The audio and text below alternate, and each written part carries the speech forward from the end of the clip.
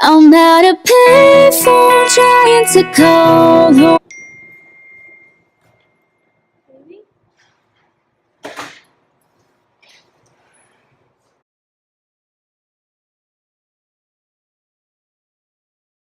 Oh my god, I need to text her. This can't happen. Oh my god. Giselle, please answer. What is it? Richie. Hey girl, what's up? Giselle. Matt just texted me and he said we need to talk. Are you Rachel, relax. Do you realize that that's a cliche saying? It's not a cliche thing. I don't know. I feel like there's been like problems between us. There's some tension and things aren't right. And I know he's gonna break up with me. Rachel, text him back and ask him what specifically does he mean.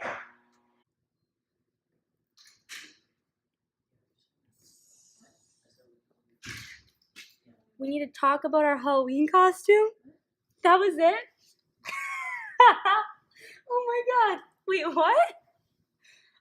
Hey guys, I'm Rachel, and I'm just gonna analyze my scene in this podcast. So in the clip, I'm acting out a scenario where there is a miscommunication between a couple via text messaging. Oftentimes, text messaging makes it hard to fully understand how the other person is feeling, due to the lack of tone, gestures, and body language. A lot can get lost in translation when face-to-face communication isn't an option. We provide a good example of what was supposed to turn into a light conversation about Halloween plans, turned into what I assumed to be the worst, a breakup. As I read the lines, "we need to talk," I wasn't able to see my partner's facial expressions, which might have changed my reaction to a more calm one if I had. This relates back to the social cue theory that I read in one of my articles. This theory is based on the assertion that computer-made communication lacks equivalent cues to those available in face-to-face contexts, such as facial expressions, body language, and tone of voice. This leads to what they referred to as unregulated behavior, in which is responsible for the increased number of misunderstandings, extreme reactions, and irresponsible activities that occurred in text messaging. Other researchers have applied their theory to explain why aggressive and hostile exchanges between communication partners increased.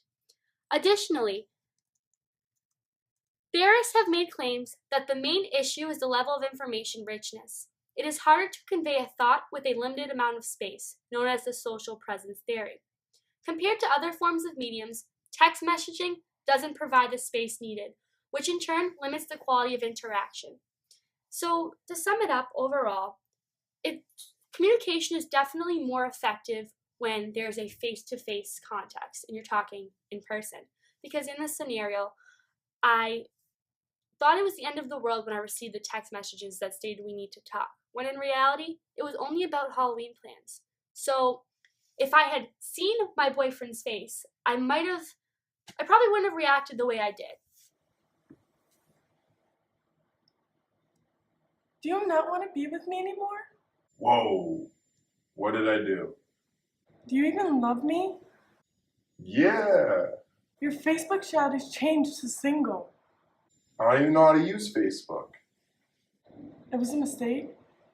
Yeah, Oh, I love you too, babe. Alright. Bye. Hey guys, my name is Matosha, and my character is about a girl who assumed her boyfriend had broken up with her, when in reality he wasn't.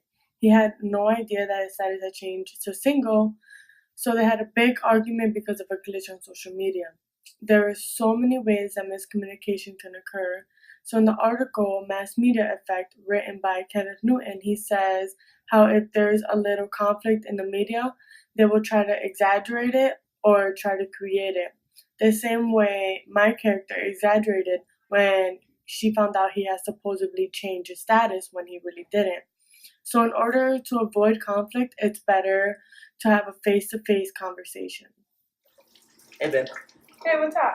We need to talk. About what? You know that whole Halloween thing that you brought up? Oh, yeah, it's tomorrow. What are we gonna be? I mean, you know how I am about Halloween. Salt and pepper? That just sounds stupid. Oh, come on, No. please. Hey guys, so my name's Tatiani and I'm going to be talking about the video you guys just saw. face-to-face interaction shows that without face-to-face, you can't really see emotion, body language, what the person is really like means with what they're saying or what they're trying to portray. With text message, social media, even FaceTime, you can only see so much and you could never get the full picture. Susan Pinker makes a compelling case that the quality of our face-to-face relationship plays an important role in keeping us happier, healthier, and smarter. Using the metaphor of our village effect, Pinker explains how psychological immunity, enhanced learning, and the restorative powers of mutual trust emerge from our face-to-face interactions in a more substantive way than from our electronics communications, showing us that yes, we're still communicating. You might get the message through when you're using social media, text message, FaceTime, but you're not getting the full experience. And with all of the electronic communication, there's also a lot of miscommunication.